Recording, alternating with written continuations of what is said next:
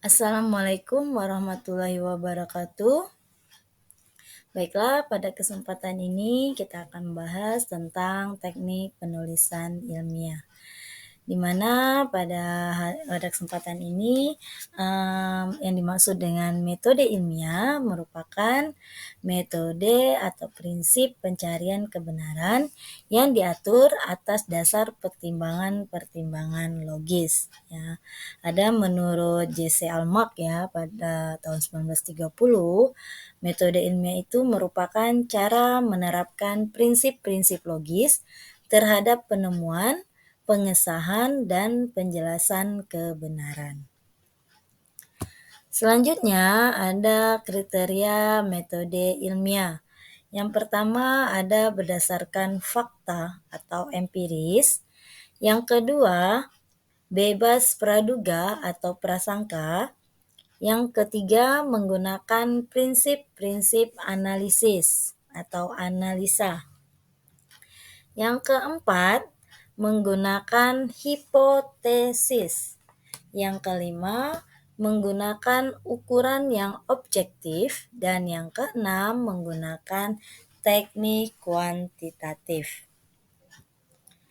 Selanjutnya ada langkah-langkah dalam metode ilmiah. Yang pertama yaitu memilih, mendefinisikan, serta merumuskan masalah. Masalah yang dimaksud adalah pertanyaan apa, mengapa, atau bagaimana yang dapat diajukan pada objek penelitian. Sebuah masalah harus memiliki batasan-batasan yang jelas, serta diketahui faktor-faktor yang mempengaruhinya. Yang kedua yaitu melakukan survei terhadap data yang tersedia. Dalam survei biasanya dilakukan langsung pada lapangan dengan melakukan observasi terhadap objek penelitian, baik berupa benda mati maupun hidup atau responden. Namun dengan kemajuan teknologi sekarang ini, biasanya data-data yang dibutuhkan ada kalanya bisa dengan mudah diakses melalui situs-situs tertentu via internet. Yang ketiga yaitu menyusun hipotesis. Hipotesis adalah suatu pernyataan yang menunjukkan kemungkinan jawaban yang menjadi pemecahan suatu masalah dalam sebuah karya ilmiah. Hipotesis harus didukung oleh pengetahuan yang ada. Hipotesis juga dapat dipandang sebagai jawaban sementara dari suatu permasalahan yang harus diuji kebenarannya melalui observasi dan eksperimen. Karena itu, penggagasan hipotesis harus berpijak dari khazanah pengetahuan, yang berarti hipotesis hendaknya merupakan hasil dari kerangka teoritis penalaran deduktif. Yang keempat, verifikasi data.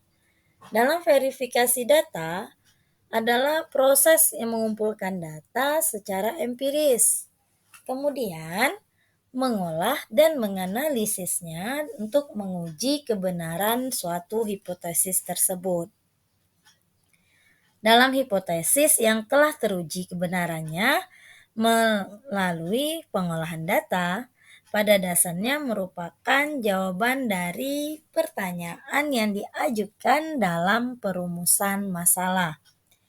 Jika pengujian hipotesis telah dilakukan secara berulang dan hasilnya selalu sama, artinya hipotesis tersebut telah berubah menjadi tesis.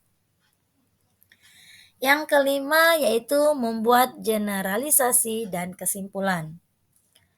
Penarikan kesimpulan didasarkan atas analisis data dan fakta-fakta untuk melihat diterima atau tidaknya hipotesis yang diajukan. Hipotesis dapat diterima bila fakta-fakta yang terkumpul mengandung pernyataan hipotesis. Bila fakta tidak mendukung, artinya hipotesis itu ditolak. Ya. Dalam hipotesis yang tidak teruji kebenarannya, tetap harus disimpulkan dengan memberikan penjelasan dan pertimbangan tentang faktor-faktor penyebabnya. Ada dua penyebab yang memungkinkan ditolaknya sebuah hipotesis, yaitu yang pertama yaitu kesalahan dalam verifikasi data. Misalnya disebabkan oleh instrumen yang tidak layak, sumber data yang keliru, atau teknik analisis data yang salah. Ya. Sebab yang kedua yaitu kelalaian dalam menyusun hipotesis atau hipotesis bersumber pada teori yang belum mapan. Jadi, proses penyusunan hipotesis telah terpenuhi dan verifikasi data telah memenuhi persyaratan, tetapi hipotesis tidak terbukti kebenarannya, maka penelitian tetap dapat disimpulkan. Ya, harus disimpulkan. Meski teori yang dipakai sebagai dasar analisis suatu penelitian tidak dapat mendukung hipotesis penulis. Tidak berarti teori tersebut salah. Ya. Yang selanjutnya yaitu jenis karya ilmiah. Ada 3 jenis karya ilmiah. Yang pertama ada karya ilmiah pendidikan. Dilihat dari jenisnya, karya ilmiah pendidikan ini terdiri dari ada paper atau karya tulis, ada panduan pelajaran, ada buku pegangan atau biasa dikenal dengan handbook, dan juga buku pelajaran atau biasa diktat. Ya, itu ada beberapa contoh jenis karya ilmiah pendidikan. Ya, ada paper, panduan pelajaran, handbook, diktat. Selanjutnya ada karya ilmiah penelitian. Dalam karya ilmiah penelitian ini ada terdiri dari term paper atau biasa disebut dengan makalah. Ya. Makalah ini adalah karya ilmiah yang biasanya dipersiapkan untuk disajikan pada pertemuan ilmiah seperti diskusi, seminar, atau simposium, ya, atau untuk diterbitkan dalam jurnal ilmiah. Makalah biasanya dibuat berdasarkan hasil penelitian yang pernah dilakukan maupun berdasarkan hasil bacaan tentang topik tertentu. Makalah merupakan hasil pemikiran mengenai suatu topik yang memerlukan pengkajian lebih mendalam. Karena itu, makalah sebaiknya ditulis secara argumentatif berdasarkan hasil bacaan dan pengamatan terhadap suatu topik. Tidak ada ketentuan mengenai ketebalan serta banyak sedikitnya buku rujukan yang harus menjadi sumber makalah. Jumlah halaman tergantung pada kebutuhan penulis. Tetapi biasanya makalah dibuat antara 8 sampai 15 halaman, termasuk tabel, gambar, diagram, daftar pustaka, dan lampiran jika ada ya. Contoh selanjutnya adalah book report. Book report ini merupakan karya ilmiah yang dibuat dalam bentuk laporan yang bersifat rangkuman atau ikhtisar dari satu buku atau lebih dengan topik yang sama. Ya. Itu adalah bentuk dari book report, di mana dia mengungkapkan hal-hal yang berkaitan dengan buku tersebut secara objektif dan mencantumkan judul, pengarang, jenis ukuran, penerbit, huruf, cetakan, hingga masalah inti yang dibahas di dalam buku tersebut. Bentuk laporan ini biasanya ditulis untuk memenuhi tugas yang diberikan para dosen dalam suatu mata kuliah tertentu.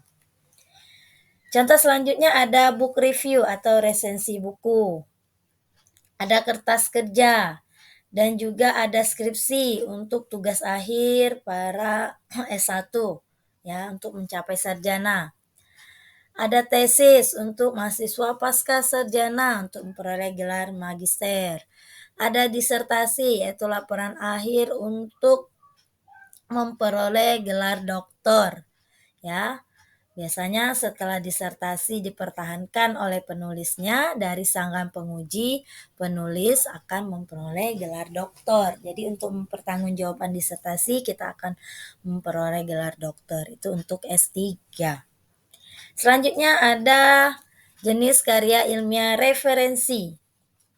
Karya ilmiah referensi ini ada dua, ada kamus dan juga ensiklopedia. Kalau kamus itu berisi kumpulan kata-kata beserta penjelasan detail mengenai maknanya. Misalnya kamus bahasa Inggris, bahasa Indonesia, bahasa Jawa, dan kamus lainnya. Ya, banyak contoh kamus-kamus ya. Ada kamus bahasa Inggris Indonesia, Indonesia Inggris, kamus bahasa Indonesia. Yang kedua ada contohnya yaitu ensiklopedia, di mana buku yang berisi berbagai uraian ringkas ilmu pengetahuan yang disusun menurut abjad atau berdasarkan kelompok lingkungan ilmu tertentu.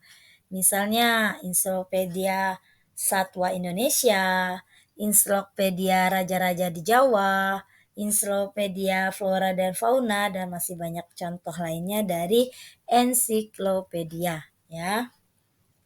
Ensiklopedia ini termasuk kategori karya ilmiah karena bisa dijadikan referensi atau rujukan untuk menunjang tulisan ilmiah, ya. Itu tadi adalah contoh dari karya ilmiah referensi. Selanjutnya yaitu langkah dalam penelitian. Langkah-langkah dalam penelitian yang pertama ada perencanaan. Ya, di dalam perencanaan, penulis atau peneliti yang baik adalah separuh dari keseluruhan kerja dalam penelitian. Ya, kita harus menyusun rencana penelitian itu, ya, yaitu separuh atau keseluruhan kerja dalam suatu penelitian. Dalam perencanaan diperlukan pengetahuan dan keterampilan yang memadai. Rencana penelitian ini yang tidak dipersiapkan dengan baik dan benar akan menyulitkan penulis dalam menentukan langkah selanjutnya. Sehingga tidak jarang dijumpai mahasiswa yang tidak kunjung selesai masa studinya. Karena apa? Karena sering salah memilih topik ketika merencanakan penelitiannya. Membuat perencanaan penelitian yang baik memang tidak mudah. Biasanya diperlukan ketekunan atau kecermatan guna mengamati fenomena atau isu yang akan diangkat sebagai masalah penelitian, serta pengetahuan mendalam terkait masalah tersebut. Dalam penyusunan rencana penelitian, penelaahan sumber-sumber pengetahuan seperti buku-buku bacaan, hasil penelitian, seminar, diskusi, dan juga pertemuan-pertemuan ilmiah. Dalam rencana penelitian ini yang baik, harus memiliki topik penelitian yang layak untuk diteliti atau biasa disebut dengan researchable, ya. Sebuah topik bisa dikatakan layak untuk diteliti jika memiliki beberapa unsur. Yang pertama adalah mempunyai arti penting, baik bagi pengembang ilmu pengetahuan maupun untuk keperluan kehidupan sehari-hari. Yang kedua, mempunyai daya tarik, baik bagi peneliti maupun bagi masyarakat luas. Unsur yang ketiga, rencana penelitian atas topik tersebut dapat dan mungkin untuk dilaksanakan. Ya. Jadi, ada 3 unsur yang dipakai untuk menentukan apakah topik penelitian itu layak untuk diteliti. Rencana penelitian juga harus tersusun secara sistematis, konsisten, dan operasional. Sistematis di sini berarti unsur-unsur rencana penelitian disusun secara logis. Kalau konsistensi berarti terdapat kesesuaian antara unsur-unsur yang ada, seperti antara judul dengan tujuan, antara tujuan dengan metode penelitian yang kita gunakan, ya. Itu harus sinkron atau konsisten. Kalau operasional berarti datanya adanya kejelasan cara pelaksanaan penelitian seperti telah jelas alat pengumpulan data serta teknik penulisannya atau teknik analisisnya, ya. Yang kedua, langkah penelitiannya yaitu pelaksanaan. Ya. Setelah rancangan penelitian selesai kita buat, tahap selanjutnya yaitu pelaksanaan di lapangan. Adapun langkah-langkah yang harus dilakukan dalam tahapan pelaksanaan yang pertama yaitu mengumpulkan data. Data sebagai bahan baku informasi yang harus dikumpulkan menurut kaidah yang sesuai. Karena perolehan data dengan cara yang salah bisa berujung pada kesimpulan yang salah. Juga untuk menghindari kesalahan tersebut, data harus dikumpulkan dengan alat pengumpul data yang kredibel, ya. Yang kedua yaitu mengolah dan menyajikan data.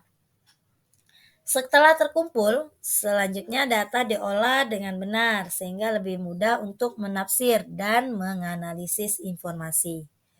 Pengolahan data dapat dilakukan melalui klasifikasi, pengelompokan, dan juga pembuatan tabel atau grafik. Mengolah data merupakan sebuah tahapan kritis dalam penelitian, sehingga penulis harus memastikan teknik mana yang dapat digunakan dalam penelitiannya. Misalnya memilih antara analisis statistik atau non-statistik. Kalau analisis statistik digunakan untuk mengolah data kuantitatif.